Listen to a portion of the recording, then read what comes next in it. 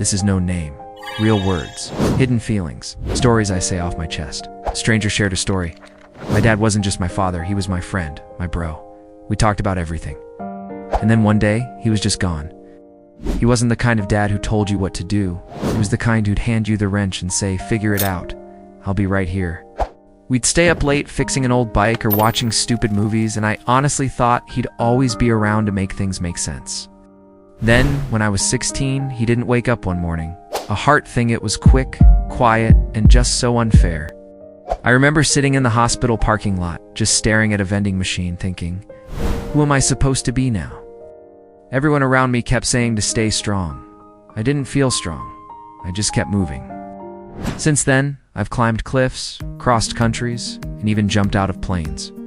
My friends think I'm an adrenaline junkie, that I love danger, but I think I just hate stillness, because every time I stop moving, every time it gets quiet, I feel that empty chair again. The silence is deafening.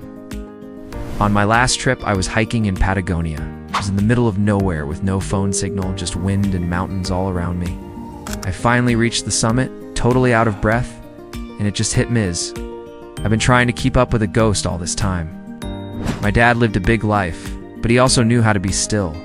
He could sit by a campfire for hours, not saying a word, just being present.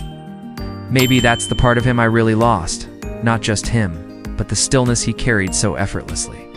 I always thought I was running away from grief, but it turns out I was running with it, carrying it on my back with every step.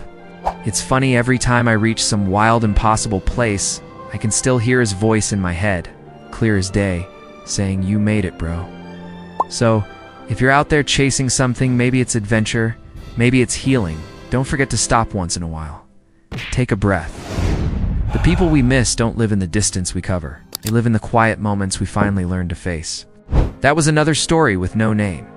Real words. Hidden feelings. Stories I say off my chest. Thank you for listening. Yes. If this resonated with you, subscribe for more. What's one thing you miss? Or one thing you're grateful you had? If you want to write it here, I'll sit with those memories with you.